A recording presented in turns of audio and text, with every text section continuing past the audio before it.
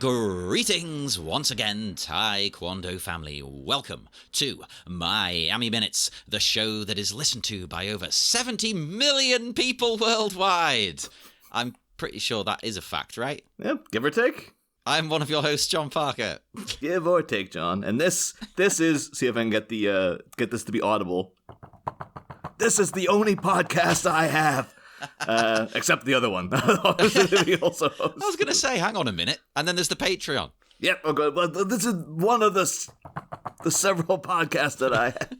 There are dozens of them. I don't know why I was so amused by the fact you can audibly hear him tapping that table. Like, I don't know, it sounded so... It made me laugh every time that he did it. But I think a lot of movies would cut it out. And I don't think you should. I think that's important. Yeah, it's driving home a point. It's one of those things that probably, like, they would cut it out or they would, like, well, we'd redub it back in. So yeah, they'll redub the sound of the tap. But this is like, no, this is clear, just raw tapping, baby.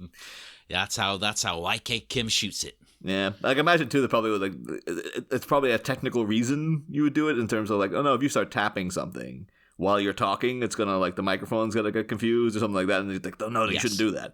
But then... it's obvious they might not have known what they were doing when they made this movie. So. I think you are actually on the ball there. On the money. I think it is, so it doesn't screw up the other audio. Yeah. You can add the sound in later. That's so fine. You can't, like, sit talking and, like, unwrapping a sweet or something at the same time because all you hear in the mic is... So. Well, as podcast people who edit these, I think we both know, if I was working on this movie and someone was making noise, tapping or opening a suite, I'd be like, shut the hell up, you piece of shit. Fucking hell, you're ruining it. Like, I'm already making plans because I'm going back to Ireland on Monday, just for a little visit. And the episodes of Batman I'm editing currently, we recorded while I was last in Ireland, and I noticed how intensely squeaky the chair I was sitting in is. Oh, my current one is. I apologize, by the way. No, but it's just, even before I go back, it's like, I'm getting rid of that chair. Like, as soon as I get there, I'm like, take that chair out of here. Get, like, if even it has to be a hard wooden stool, as long as it doesn't go... I'm just going to put that sound in every episode of this show now. You going... I feel like you remix that into something, though. Like... Anywho. Already gone off the rails, yes. This is minute 42. I can't believe we're here. And the minute starts with John promising to protect his delicate little flower. And it ends with Mark being shocked at somebody's ethnicity for some reason. Yeah. I was a bit taken aback by that. I mean, like, considering these guys are, like, supposed to be like brothers, even, you know, there's a lot of revelations Mark finds out about people throughout the movie. Just like, your father? I thought we were all orphans. What the hell, man? I don't think he knows anything about them, really. He thinks they're best friends, and they're just like, I just live with this guy. I don't really know him. He's just like, you are my Taekwondo students. That's as far as this relationship goes. Like, I thought we were friends forever. Like, I didn't write the song. You guys wrote the song, okay? I didn't know Cheerios was your favorite cereal. Oh my God, I'm finding out so much about you. Although the financial situation these guys are in, they're probably just on generic hoops. Oh, yep. Store own brand Cheerios. Yeah, but so I'm just taking off my shirt here because it's morning. Let's play some sexy music in the background. Come on, Editor John, which is myself. This is a note for the future. Play some sexy music. But I was trying to do it while I was speaking, and it's like in my mind going, "Oh wait, we just talked about like people making noise." So I'm like, so like what I was doing, just hearing. So we are back as John continues to reassure Jack. You know, he's gonna protect him. He'll protect him no matter what. This band is the only family I have. He says, Jesus Christ. Quite intense. Yeah. And it kind of, it'd be like, imagine like the next day that, Jack or Mark been like, I'm quitting the band, man. Like, it was a bit too much there. The way that if you had just said it, that would have been fair enough. But then you start tapping the table, and that's like, it's getting intense now, I mean, you could, I don't view it this way, but you could view it as like, that's a bit threatening. Like, don't you step out of fucking line. Anyone threatens my family, including people in my family, I'll take them out. Oh, but then on the flip side, maybe he's just, he's a proto Vin Diesel. Maybe John is going to be in Fast X Part 2. I mean, it'd be about time he does something else, to be honest with you.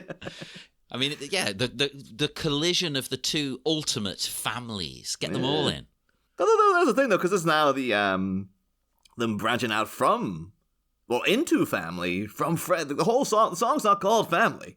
The song's called Friends. So maybe that would be the beginning of the freak out of like, we're but acquaintances, because now you're like, I don't want to be your family. I mean, we're all orphans, but like when I thought I would get a family, it'd be better than you, Burn. Oh, you're mean. That could be it's the ultimate the heel turn at the end. It's just like Jack's just like, you know what?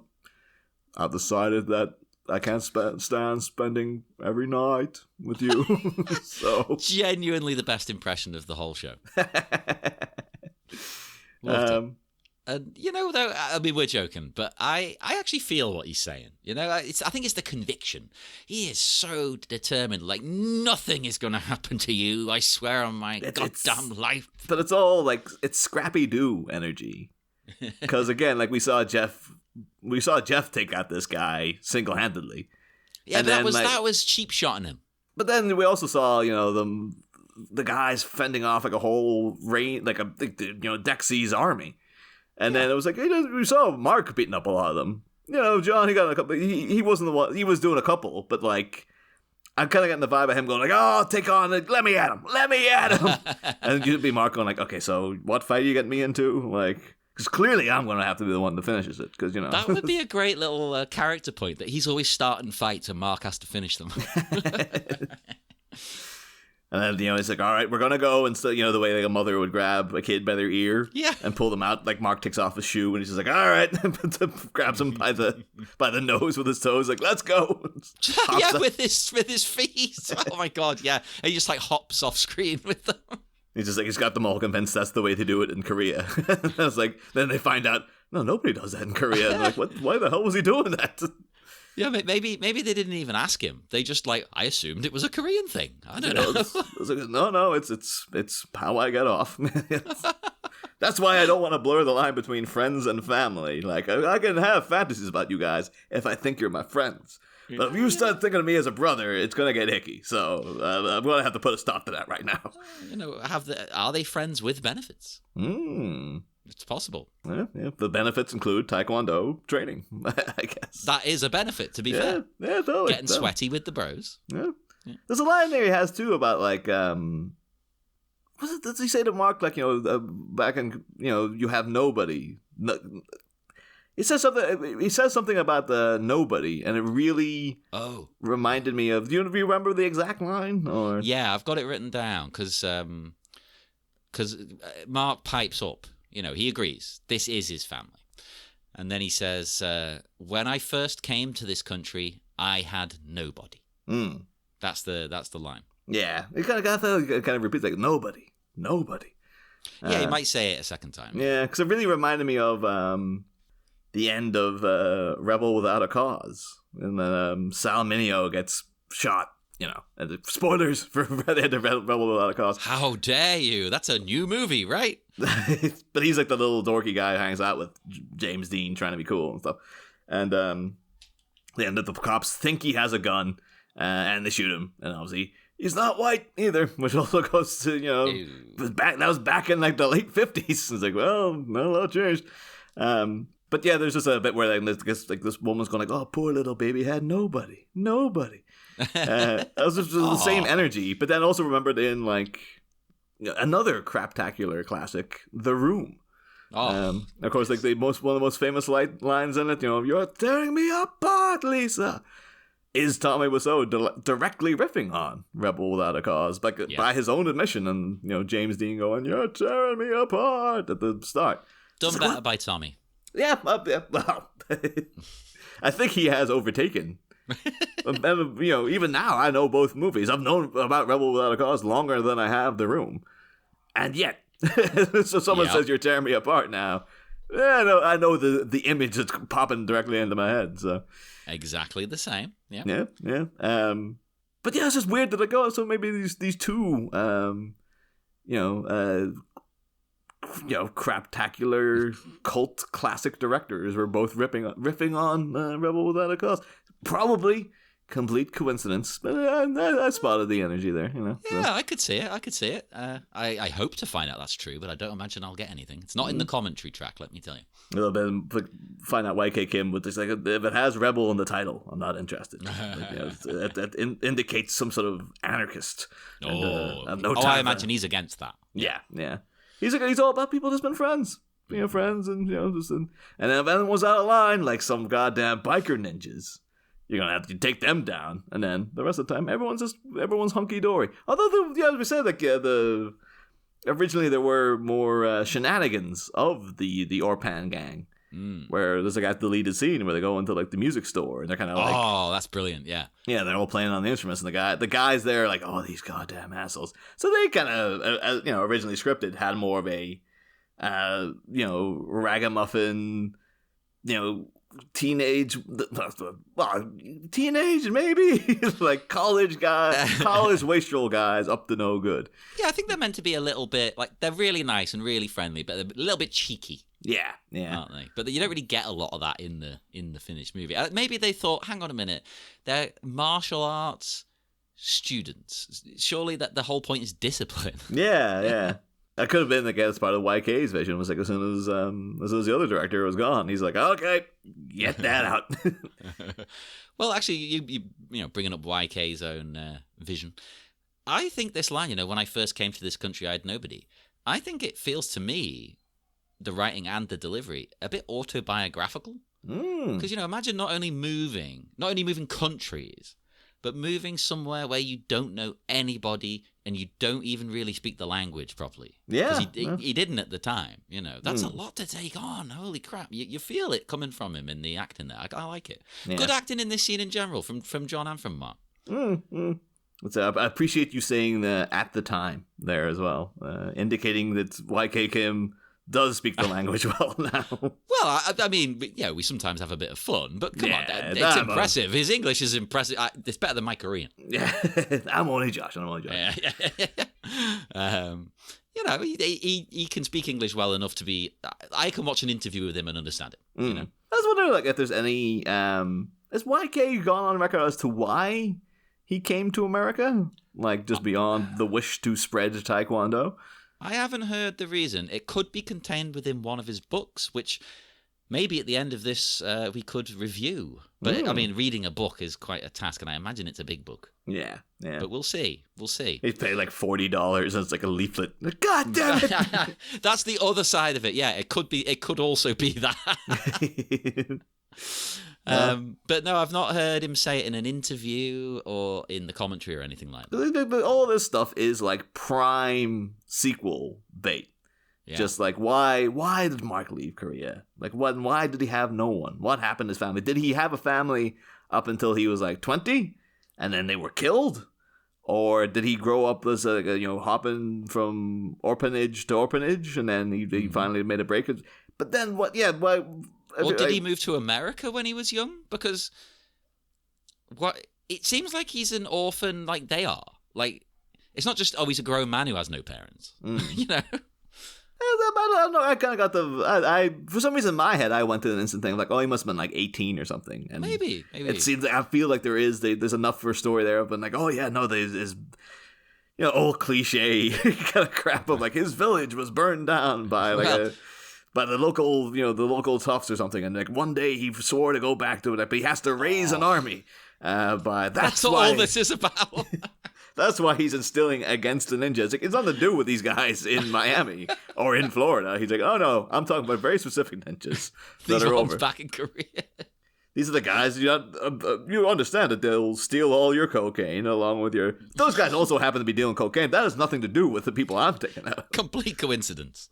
Just, you go to same ninjas, different country. I guess it's just where you go, all the ninjas are all cocaine flogging assholes. But yeah, they're well known for it, across the world. But I mean, we keep saying we'll write a book.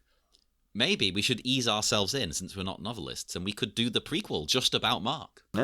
You've got a lot of scope there without overextending yourself. I did find out,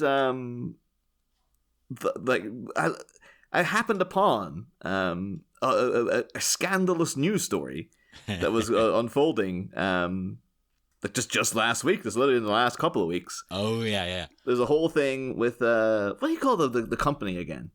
They're called, you told me the other day, and I can't remember what it was called. It was one of the Encyclopocalypse.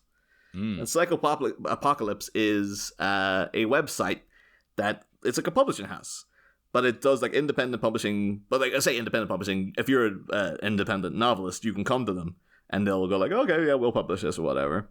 And it's much less, it's not like Penguin publishing or Puffin or something like that. Like it's small scale stuff. It's kind of like everything's printed to order kind of thing. But there's a big scandal where some guy had gone to them asking if he could write a novelization of Halloween 5 from the one of, if not the worst of the Halloween movies. Was it the same idea as like what we sometimes talk about, where he's like, well, we could make this good? Yeah, that's exactly what it is. Apparently he came to them and he had basically written it already and was like, oh yeah, I'm gonna write this. I'm gonna write this. It's pretty much already done. And then they went like, okay, and went looking for him, came back and went, no, you can't do that because, you can't get the rights. It's just a thing. It's an impossibility. Sorry. And then he went and released it anyway. He just went on Amazon and self-published. And then all the scandal came about from the guy who ran Encyclopocalypse. He was just a complete asshole about it on Twitter. And he just kept like talking about this asshole thinks he can come and just publish whatever he wants. He came and did it, and I told him not to, and he did it anyway. Hope you better lawyer up, buddy. Like, it kept going on and on and on and on about it. And then so much of the guy started getting loads of harassment and stuff, and then he came out going like, I was just a fan, I wrote a book, I didn't think, I just wanted to get it out there. I've spent like a year writing this thing. What are you picking on me for? Who cares? But it was just because that guy's ego was bruised, because he's like, I'm the guy people have to go through to publish these things. I'm stuck in the middle, because it is definitely his ego. It is, absolutely. But at the same time, he's trying to tell this guy, you can't do this legally. Yeah, but he already did tell him, and then the guy went and did it anyway. And then all of it afterwards is all like, this friggin' dipshit just thinks he can do what he wants. And I told him no. But I hope he's got his money saved because he's going to need it, and et cetera, et cetera. And all the guys I think you should leave sketch. I told him no. The guy went and he took it down. But apparently, people who had ordered the book had said like, "No, it's really, really good." He's managed to like fix it. He's made it like, oh, Halloween 5 makes sense now. It's like it kind of holds together. But the big thing was for me, I should say, since the guy like. It blew up into a whole big thing. The guy who runs Encyclopocalypse kind of came out and went like, "Yeah, I was been a complete prick about that. I'm sorry. I shouldn't have said all those things and stuff like that." So he's trying to like make amends for it at least now. Oh. But yeah. But the thing is, this website, as indicated there, they will, if you come to them with a novelization that you've written, and they can get the rights. They'll publish it for you, and not only will they publish it for you, they'll do like cover art and stuff. They'll hire people to do cover art and everything. So I've just gone on the website now. Actually, it looks very intriguing. Yeah, there's a lot. They're very Garth Marenghi. A lot of these. It's a lot of horror. A lot of horror. I think Hellraiser: The Toll. Yeah, I think there's Hellraiser Bloodlines, the novelization. It's like just that one. Oh, Manborg. The guy. I've got a list of the specifically just the novelizations they do. Because some of them are like really weird. Like, I get it, but like, and some of them are just things I'm surprised weren't novelized before. Like, they got all the Puppet Masters, which is like, I thought of the first one at least, but I got one. Most of the Howling series has been novelized by them. Oh, okay. That gets into some sort of slightly strange things like Reanimator, which is.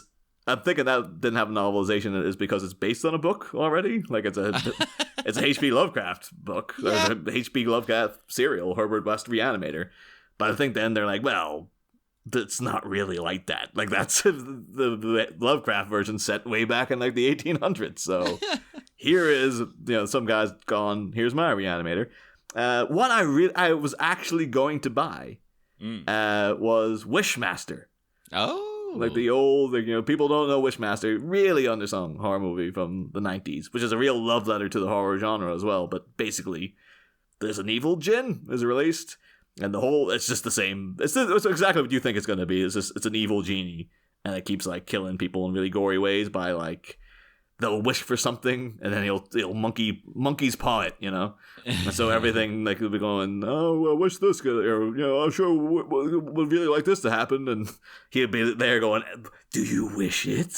And like, yeah, I guess so. And then he just turns them into like a pane of glass or some kind of crap. It's always some really weird twist on it, but it's great. And I was gonna buy that. And then went on. It was like $11. I was like, $11 is amazing. Bargain. Yeah, sold out. So what? I think you can still buy it as an ebook, but it's like, no, a novelization. You want like the crappy paperback. You want like that's the vibe of it. Like, I'm looking at this trying to figure out how we contact them. There's an Attack of the Killer Tomatoes book. Yeah, Attack of the Killer Tomatoes. There's one too. I thought for a second that someone had adapted The Langoliers, which is already a Stephen King book. But do it anyway. This is based on the movie. Apparently, this is like a guy. It's just someone's just published the script of The Langoliers. And like, did you really need it for a specific purpose or something? Why would you publish the script? Why would you go all the effort to go? I'm getting the rights involved. I want to sell the script of The Langoliers. Like, this is the funniest thing. There's a Bubba Hotep. Bubba Hotep. Oh my god. Yeah.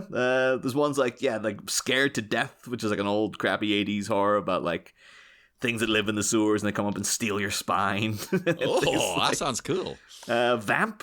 Oh yeah, I just saw that one.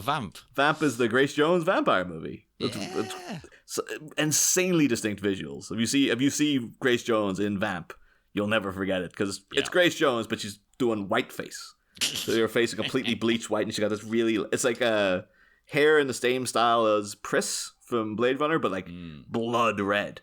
And she's just wearing this weird swirly Lilu and Fifth Element kind of leotard thing. It's very visually satisfying. Yeah, and it's just like and then someone went like, but what if it was a novel?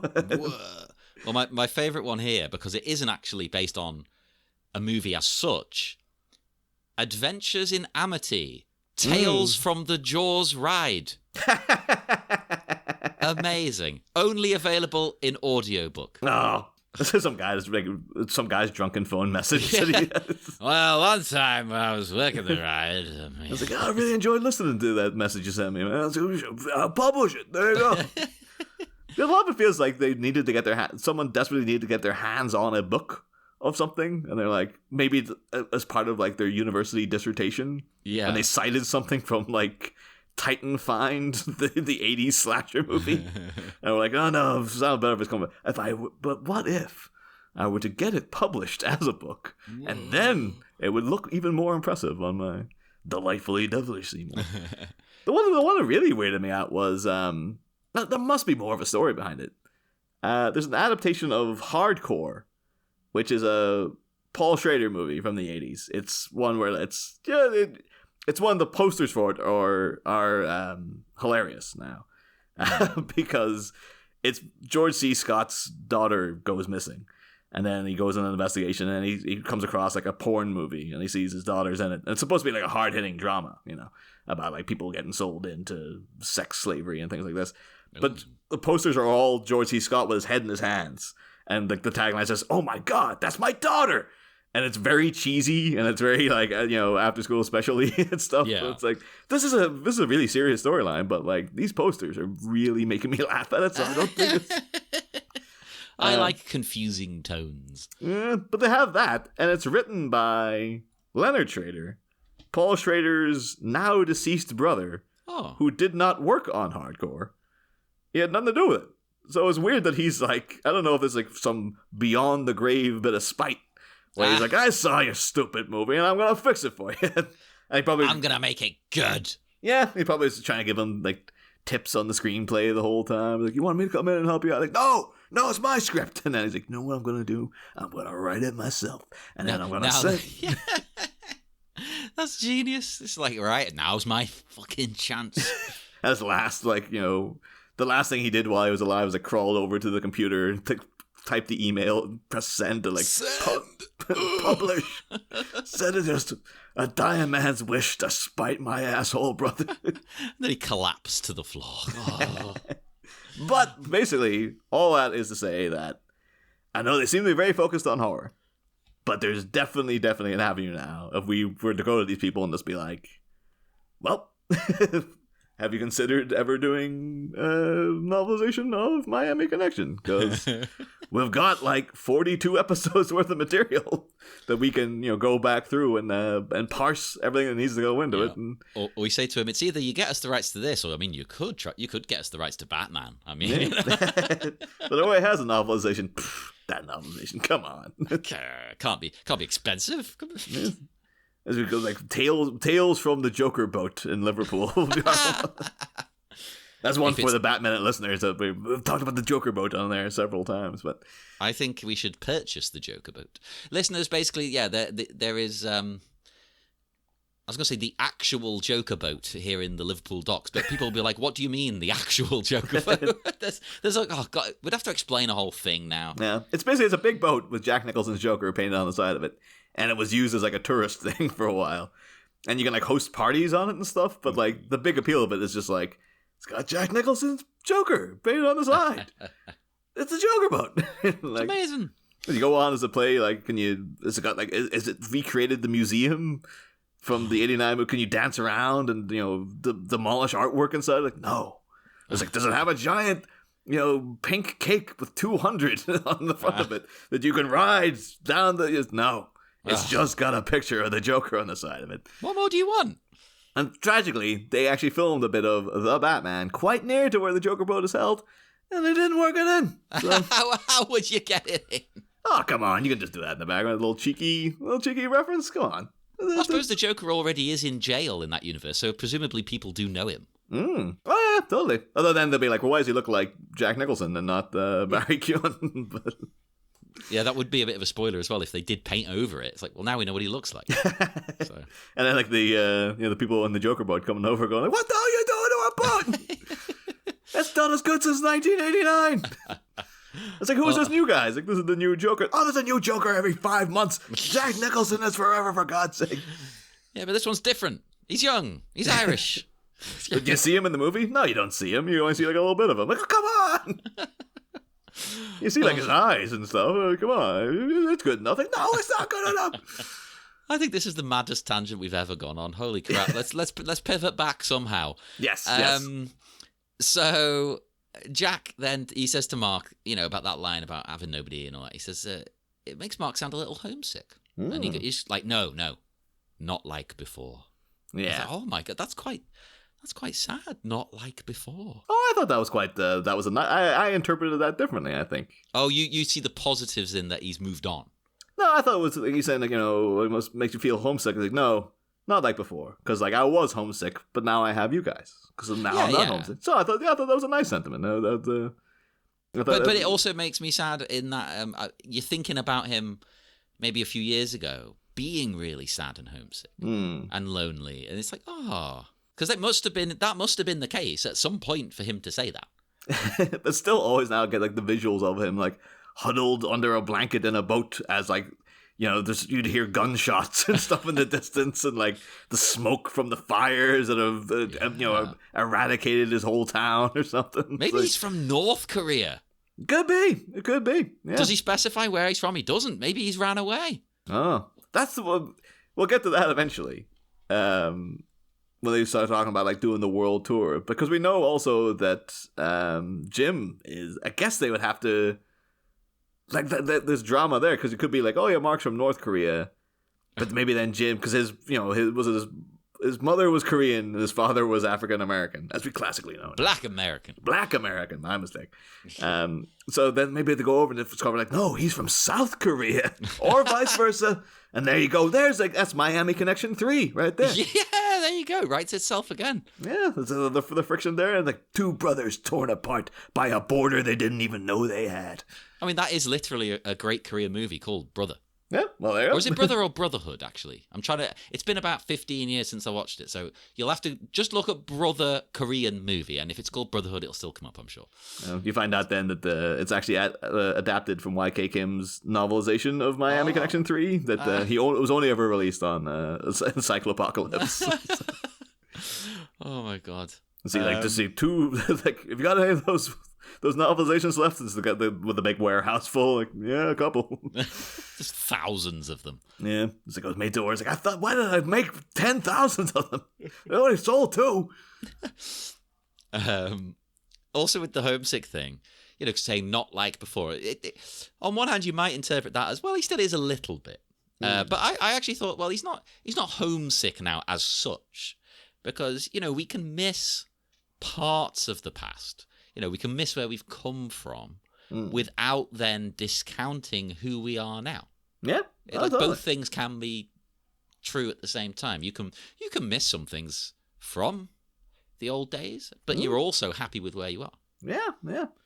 It's just it does hint at a rich sadness within, Mark. That I wish they had explored. And again, as you said, it does feel like this is probably tapping into something that's very true of YK Kim. Like, he probably was homesick before he built his Taekwondo empire, I imagine so, yeah. Now he says how he did come to America basically with nothing. Yeah. Now he's too busy spinning so many different plates every day. So he's just like, oh, God, I'm too busy wheeling and dealing to worry about missing people anymore. So. Well, that is a tactic some people use. It's just well, this isn't a spoiler. Well, it is a spoiler, but it's not really. You won't mind me saying this, I don't think, because as of recording, you have not watched the Arnold Schwarzenegger documentary. No. But he does basically say how whenever he was down and sad, like his brother died and things like that. I didn't even know he had a brother. Oh, yeah. He might have mentioned it in the autobiography, but it's been that long since I read that. Also, we mentioned it briefly in Bad Minute and Robin. Oh, no, we did actually, didn't we? Because we brought up his name. What was it? Mannheim? Manfred? Yeah. And there's the whole thing because he was the reason he's so intensely competitive is that his father preferred his brother and stuff like that. Yeah. But he basically says whenever he felt like that, he just focused on his work. He just his tactic, which might not work for everyone, let me just say, because essentially he's bottling things up here. Not always good, but it seems to work for him. He said, you just keep going. Yeah. You just do what you got to do. Keep going. Don't stop. It indicates though, if it's like, if you look at it through that prism though, of like, oh, Arnie's just a guy, like he was just repressing everything, and so when he was feeling upset, he'd like work out, or he'd think about his career, and then you see this friggin' monstrosity of a huge muscle man who became the world's greatest superstar, and you're like, how messed up were you? Like, how much work did you have to do to get through all this? Well, he had a very difficult life. His dad was not particularly loving. No. He speaks of him in a very complicated fashion. Like, he doesn't hate him by any means, but he also, I think he doesn't know how to feel about him. Yeah. I think that's why too. Like, even because Arnie, of course, when he had these heart attacks and stuff, would just get up and start working out again, like within the same day. It's like, dude, I think he has a kind of vibe. Like, maybe he's afraid to stop. Yeah. So, yeah. Like a drug. Totally. That probably because is it's like having sex with a woman and coming. Yeah. But now, because he's getting older and he can't do all this stuff anymore, it's just like, you're going to have to deal with it, Arnie. You're going to have to deal with your trauma finally. So. He addresses it a bit in the doc again, because, this spoiler, because it's been in all the press. He basically says how sometimes he looks in the mirror and he gets really upset at what he sees. It, like, really bums him out. It's just like, holy fuck, who's this piece of shit? It's like, whoa, holy crap. And he just has to go and try to orchestrate some elaborate practical joke on Sylvester Stallone again. Like, that kept me going for about 2 days. He's still pranking him to this day. Somehow, like, the word in the press gets out that Arnold wants to do Stop or My Mom Will Shoot 2. What? And Stallone's like, yeah, hey, you fooled me once. I'm not going to take that seriously. Is that actually happening? No. Why aren't you talking to me? Turns out Arnie does do it, and it becomes a massive success. He's like phoning up his agent, and just Arnie or Stallone's agent, who he's never met. It's just like, hello, this is Sylvester Stallone's agent. Yes, like, can you get me a meeting with you? It is your agent Mildred. Sorry, I have had surgery. And I was like, can you get me a meeting with those top of the bomb? I was like, yes, totally. I'll patch you through to them. Be amazing. Yeah. Oh. Spends the rest of his personal fortune to like finance the movie and everything. What? Hey, do it. Yeah. Why the fuck not? Go ahead. But John does get things back to Taekwondo. Of course he does. Because he wonders if Mark misses all of the Taekwondo training that goes on in Korea. Oh, yeah. That's an interesting presumption on his part. 5 hours a day, every single person. It's mandatory. Well, I mean, I did think at first, that's a bit racist. But Mark goes, yep, everybody practices Taekwondo there. I guess I'm the fool. Everybody. Yeah, he just needs Gary Oldman there to back him up, going, everyone! Well, I did look something up to see who was right. I looked it up, and he is not really bullshitting. I have a section here from the Taekwondo Academy website, which it'll take me a minute to read. I apologize.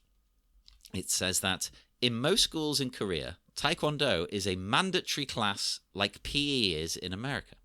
Students usually train for at least an hour a day during the regular school day, even if they do not train in a dojang after school. As that's their version of a dojo. While in the past it was hard to find a Korean male that did not at least know some rudimentary Taekwondo, now in Korea, the same can be said for the girls as well as the boys. As Korea has become more egalitarian between the sexes, it is now training its girls alongside its boys, and many all-girls boarding schools have some of the best Taekwondo teams in the country. Is this both North and South Korea? I don't know what North Korea do. In North Korea, you have to be in the army. Yeah. Actually, I think in South Korea, you have to be in the army as well, actually. Yeah. You do. Those crazy Koreas, will they ever get along? I think the stalemate in the war is the specific reason why both of them are like, everyone's joining the military, just in fucking case. And it says, well, tying into military, for those who do not become proficient in elementary and grade school, the males will receive advanced Taekwondo training during their compulsory military training when they complete high school. The Korean military places great emphasis on the martial arts and Taekwondo in particular. Yeah, nice. I actually think that's quite sensible. Like, because, our military, I say ours, maybe not yours technically, Western military. It's very standard, just using weapons, maybe a little bit of close quarters and things like that, yeah. Wouldn't it benefit them loads to just be like fucking martial arts experts? Yeah. I mean, maybe they do that, and I haven't heard about it. But shouldn't even normal on the ground soldiers be taught fucking what's the Israeli one? Krav Maga. Yeah. I mean, that makes total sense, because it means that if you are out there and you don't have any weapons left, you are the weapon. Yeah. You can still take the people down, because you're like, well, all right, fists up, I guess. But did these people not watch any Steven Seagal movies? It's even in Cobra Kai as a whole. That's how John Kreese got started. Was just in the military. His captain been like, all right, I'm gonna. You're part of my elite crew, and I'm gonna train you in karate. So. It is cool. Like I like it. I think it's interesting. And Mark, he then says how it may have come from Korea, but now it is practiced all over the world. Which I've also looked into. So, but this is Kim, getting his message across via the character again. This is again. It's slipped back into after school special. Yes.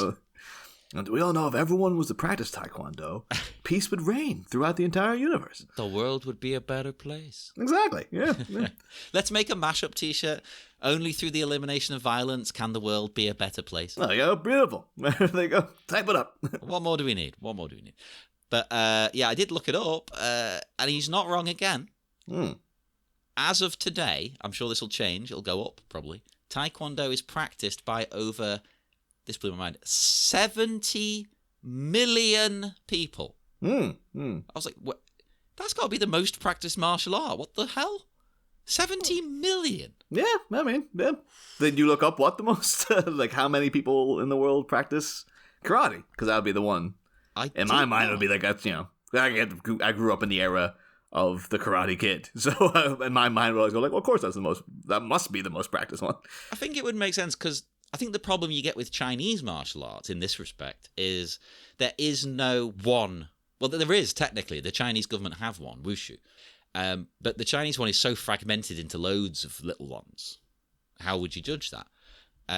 Let me get you the info right now. One eternity later. Oh, this website, Uplifter, it goes into pages and pages and pages explaining the criteria and how they've worked this out. So I think we can take this as legit. Uplifterinc.com. It's got analysing martial arts interest data, and there's graphs and all kinds of shit. So, that's cheating. What number what? That's fucking cheating. I'm going to go from 5 to 1. Oh, it's got around my Chinese thing. It's just put them all into Kung Fu. It's gone, yeah, this is just all of them. Put them all in one. Kung Fu or Wushu, it says. There you go, Wushu. Number 4 is Judo. That makes sense. Because Judo, it's one of those difficult to master, of course, but I think it's a lot easier for people to pick up because it's just like close quarters, it's throws and things like that. So it's multi-purpose, Yeah. Number 3, Taekwondo. Yeah. Emphasizing spiritual development, pushing students to strive for harmony and unity between their mind and body. Did Kim write this? Number 2, karate. Oh, number 2. Oh, Number wow. 2, karate. Yeah. So number 3 won't be kung fu. That wouldn't count, right? No, that was number 5. Oh, sorry, my mistake. Yeah. Number 1 is a cheat. I actually think karate should count. Number 1, mixed martial arts. Nah. That's a cheat. That's just all of them combined. That doesn't count. That's not one uniform thing. Well, at the same time, just because all UFC fighters now learn the same fucking things over and over. The whole point of it was that you brought your style to the ring. Now they've all just done the same training. It's shit. Yeah. Just need to learn to. Well, that is where Cobra Kai is going as well, though. It's just like now they're mixing the houses and been like, okay, well maybe I'll learn a little bit of Eagle Fang and I'll learn a little bit of it's just the way of these things, I guess. But like, I suppose if you were learning one and you're like, well, you can learn an individual martial art, or you could learn all of them in one handy thing. I don't know though, because mixed martial arts usually has a specific purpose that's very combat orientated. And they all learn like Muay Thai and Jiu-Jitsu, and it's like, well, okay, now you all know the same things, so it's kind of pointless again. Yeah. And it's just a rip-off anyway of Jeet Kune Do, the one Bruce Lee invented. Essentially, Bruce Lee created mixed martial arts without calling it that. He was just like, yeah, okay, whatever works. If that thing that Muhammad Ali does with his feet in boxing works, I'm going to do that. I don't care if it's a non-traditional stance. And that annoyed people. But there you go. So number 3 for Taekwondo. Yeah. Well, the more you know. Well, and the mention of the world just before, practiced all over the world, it brings Jack back to his usual self. He sort of snaps out of his little days, and it's given him an idea, hasn't it? A grand idea. He thinks they should do a tour. Yeah. This is the whole thing, though, of like, in the previous minute, they're talking about, like, oh, I want to quit that bar. And then like, well, we need that to pay for school. And I was like, oh, you know what we can do? A tour of the world. Yeah, like there's no expense involved in that. Yeah, it's like, dude, one, you've still got university to go to. Like, I guess you could take a year out, I suppose, but also, you got no money. You're working at a goddamn bar. I like the idea, but at the same time, I'm 100% with what you're saying. Yeah, like, yeah. It costs our band money half the time to go around England. Like that, and you sometimes make a bit of cash, but it's not very often. Yeah. They strike it lucky. Sometimes the venue might put you up, I guess. But like, unless I there's also the potential for a good spinoff in that, like, maybe they become like the house band on a cruise or something. Oh. Then you get like Under Siege meets Miami connection. And then we can get the spin-off kids cartoon where they're traveling all around the world solving crimes and like hunting down Carmen Sandiego. Oh, totally, 100%. And then each season finale is them making it to Ireland or Korea or Israel as side. So that's the thing, because the places I did notice that as John goes like, "Oh, you mean go to Ireland?" Oh yeah. He's got. Have you noticed as well? Just before that, when he says, "What kind of tour?" with a giant smile. It looks like he snorted a fat lion, and he's still doing it with the island thing. That's probably at this point in the scene. There's like, "You guys, you're lagging. We gotta keep the energy up." He's like, "I need to smell it. Just the smell of YK's toes out of my goddamn nostrils. Give me something." Oh, there we go. And also, I don't know if this is what you were going to say. Sorry if I steal your thing, but why does it look like when he says that line about Ireland, it looks and sounds like he's making fun of the idea? Me? Leave the country? Come on, I've never been even outside of, where's the set again? The campus. He just stays on campus. I was born in this college and I'll die in this college. I'm 45 years old, man. I'm still matriculating. It's like that. What was that comedy in the early 2000s that was absolutely terrible about someone? Oh, Van Wilder. That was it. Van Wilder, party liaison. And he's, I was going to say he's like 40 odd. I think he's only about 30, but it's like he's doing his fourth degree. That's what's his name? Ryan Reynolds, isn't it? Like, I think so. Yeah. So I've only seen it the once because people know me. Well, no, I don't like Ryan Reynolds. So I didn't like him until Deadpool. And then outside of Deadpool, I only really like him when you see him talking about football, which is hilarious because I don't like football. Yeah. But I like that he's into football. So I like him in Deadpool, and unless you see if you see his face, then I'm out. Like, when he's got the mask on, great. When the mask's off, nope. He does have a punchable face. Yeah. He looks smug. His smug aura mocks me. That's what everyone keeps recommending Welcome to Wrexham to me. I'm like, you really like it? It's like, there's a hurdle. There's a big old hurdle right there in front of it. So, but then there's also someone who's drawing you in. Rob. Yeah. He's doing really well for himself, though, considering these new episodes of It's Always Sunny are doing pretty good. And then he also has Mythic Quest, which is good. Very, mid and sort of non-crucial viewing, but still good. The guy's a fan base. And he's got Welcome to Wrexham as well. He's doing great. And then all the rest of them try to go off and do different shows. And then they're like, all right, we're back to Sunny. Okay. Well, I did see a picture today of Glenn Howerton in a new show that's coming out. Or was it a movie? I think it was a show. It's in the Blackberry movie. That's it. It was Blackberry movie. Yeah. Holy shit! Have you seen how he looks in it? Oh yeah, he's got the bald head and stuff. Yeah. Apparently he's amazing in it. I heard he was great. Yeah. Yeah. People who said it, they say it's a shockingly good film, and he is fantastic in it. It's like, all right, well maybe films is where he should be concentrating instead of his AP Bio or whatever they call the thing he tried to make. Yeah. Everyone I know watched it, said it was all right, but then it didn't do well. So. Yeah. But. Anyway, Sunny Minute. No, again, though, it looks like he's making fun of the idea. Are you going to stand for that, Niall? Is he mocking Ireland? I think we can take him. Quite frankly, John, we don't need him. We don't need him over here. You're banned from Ireland. He'd just be one of the many annoying Americans coming over insisting that he's Irish and be like, get the hell out, you're American, goddammit. It's one thing to celebrate your roots, but American listeners, come on. Yeah, you guys go too far and you say, I'm 1/8 German, 1/5 Swedish, and it's like, no, you're not. Shut up. Yeah, I did look up though, because you can't really look up the families of these characters because obviously 1, they're orphans. 2, they don't have any second names until we write the book. Yep. And 3, we can't remember which character is which half the time. So that might cause a problem with the novelization process because every chapter it's going to be, Joe/Jim/Jack, whatever his name is going back to Israel, I guess. Just say, the Irish one is, on screen. And so I did look up, though, because Vincent Hirsch is the actor. Yeah. And Hirsch is like, well, I would immediately. The only other Hirsch I know is Judd Hirsch from Taxi, and he's a intensely Jewish guy.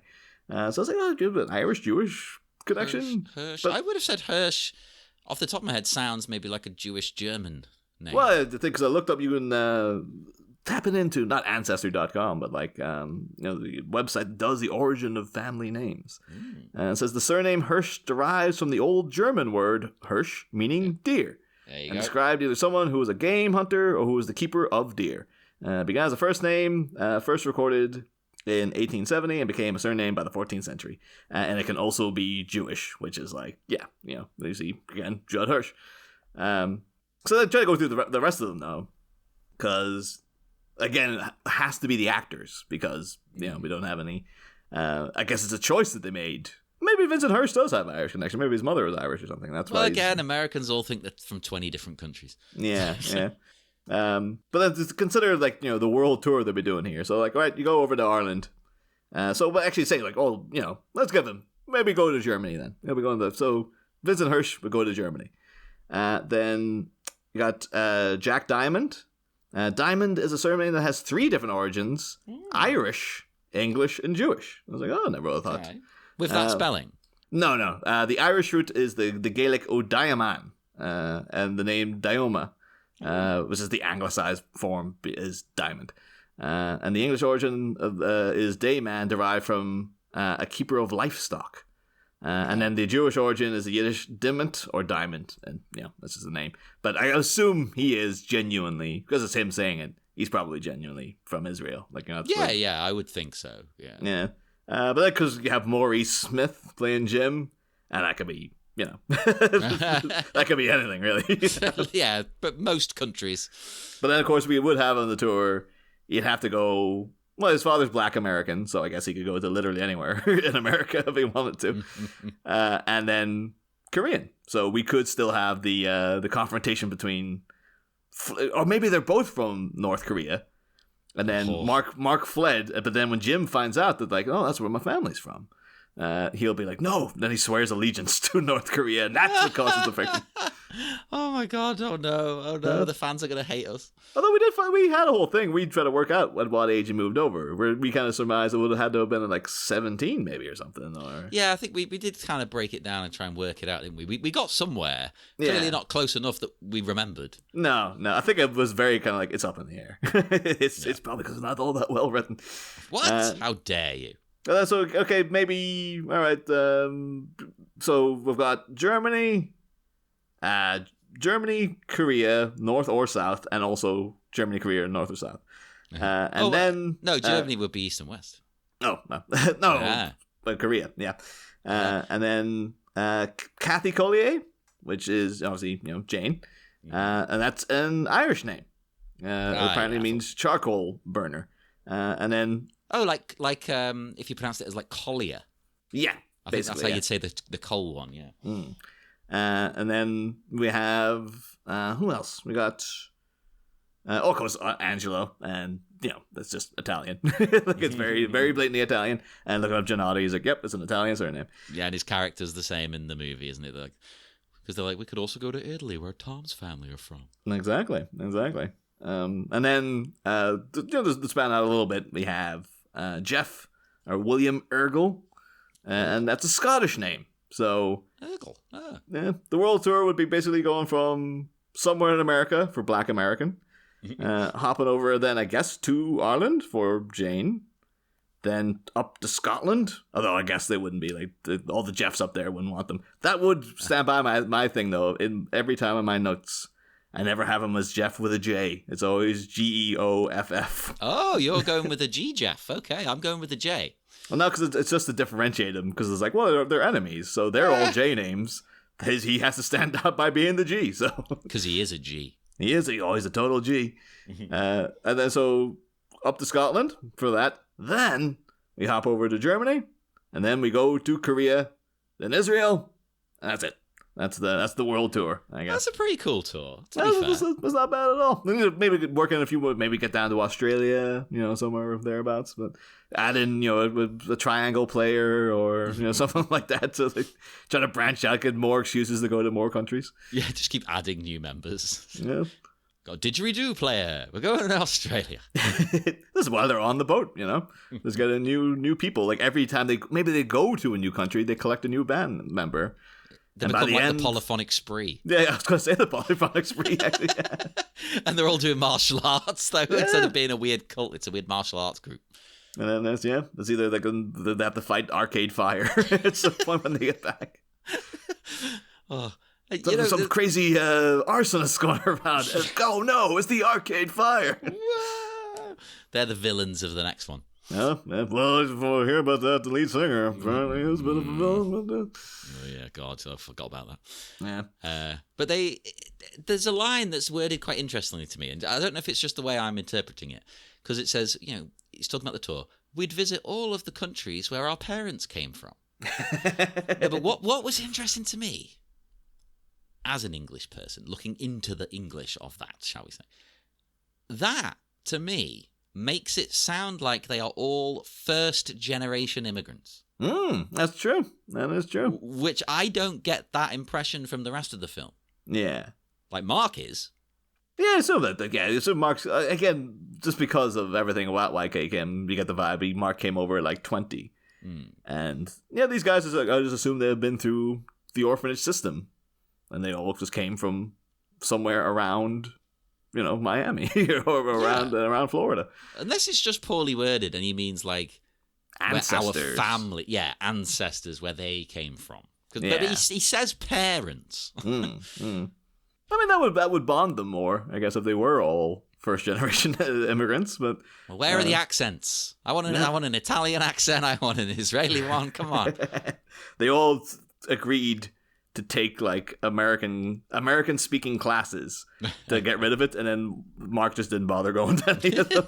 He's too busy kicking ass. He's like, well, you want me to defend you guys in every fight we get into and have to take out all the people, cut me some slack and let me sleep in the extra half hour, and I'll cut. I speak totally fine. Don't worry about it. And another thing I found interesting, I sort of alluded to before. Why does Mark seem so shocked that Jack's family are from Israel?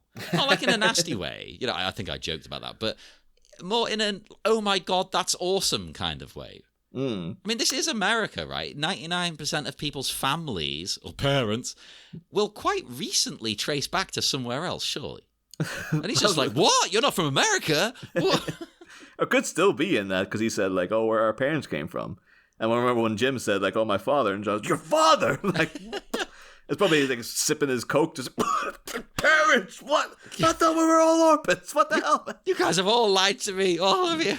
I thought we all grew from a tree. I thought that was the orphan tree. Oh, bless him. Yeah, well,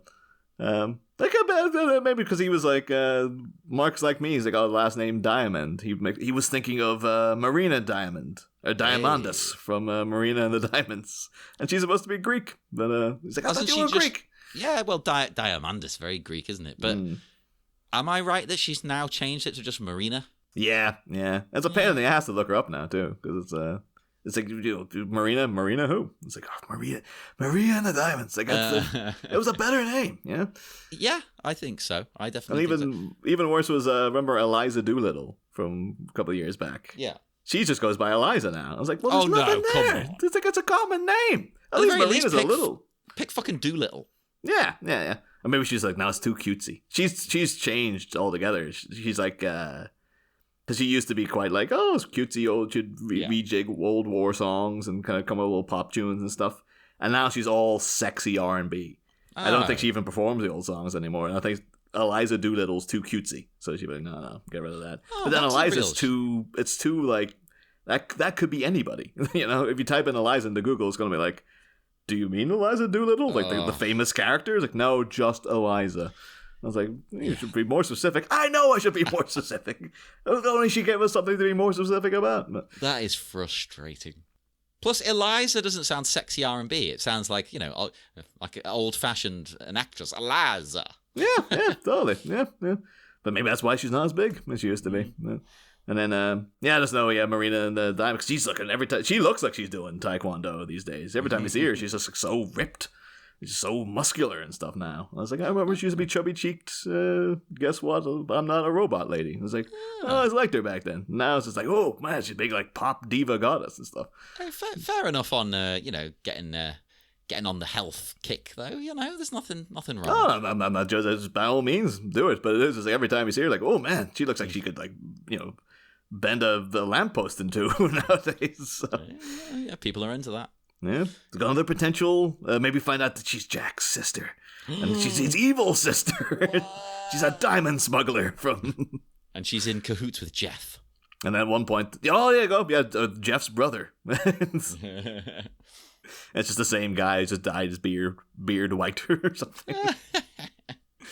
But yeah, there goes the story right there. As you find out, like, the reason that Mark's so shocked is because, like, I thought you told me your family was Greek. He's like, no, we're Israeli. It was always Israel. And then you find out in the sequel, no, he's got his pop star sister is a diamond smuggler from Greece. What? That'd be amazing. And then when they're on the world tour, they find out, like, all the diamonds on the boat are going missing. What's going on?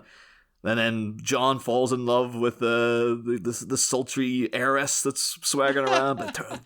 And then James is like, what the hell, man? I'm right here. And that's where Benoit Blanc has to come in and help solve the crime. Yeah. Maybe we should be going to Encyclo... I keep forgetting the name of the... Encyclo... I want to say Encyclo-Pandemic, but I know that. Encyclopocalypse. We could go like, well, you could have a Miami Connection novelization. Have you considered franchise? Yeah, baby. We've got enough material for 7 novels over here. I mean, in the last one, they need to go to space. Yeah. Oh, totally, yeah. That's the guild. We play the first band on the moon. Like, You know what? If we actually pulled this off and wrote it and got it published, I reckon that maybe not Kim, but the rest of them would be like, this is amazing. Just that it exists. Should also note there, too, in case anyone is listening, I was like, of course, there's an album called First Band on the Moon by the Cardigans. It was one of my favorite albums when I was a teenager. So, they get up there, and then the Cardigans are already playing. It's like, God damn it! Well, we can fight you for the moon. But how good's your taekwondo in zero gravity? That's a good question, though. I suppose when everyone's just floating around, it's just like, well, there's no force to anything. Like, any punches are just going to be like, yep. It'll just have to be like clawing at each other and pawing and stuff, and just like hoping to rip out air tubes and stuff. Let's hit up some astronauts and ask them, how would you fight in space?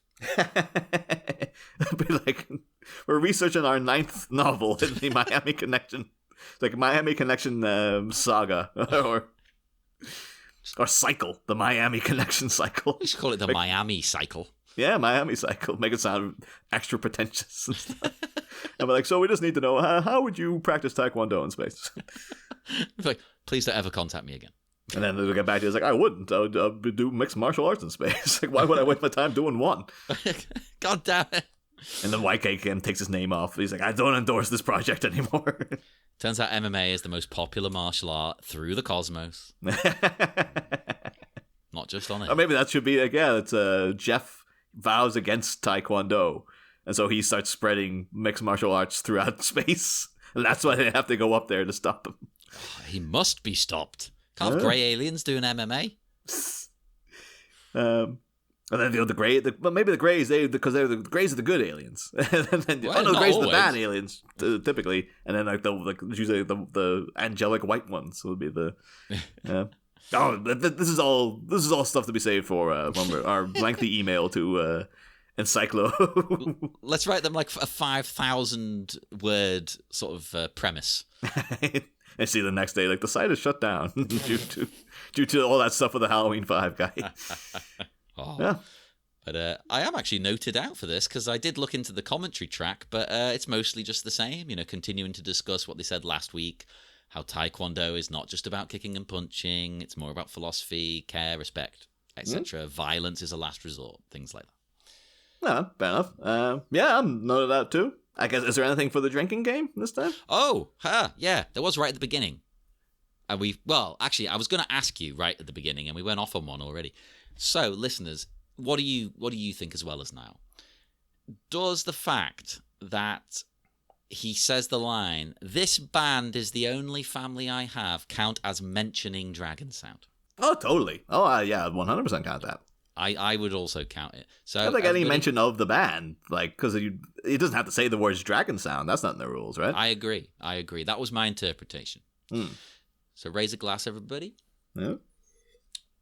We're going old school. We're doing it at the end again.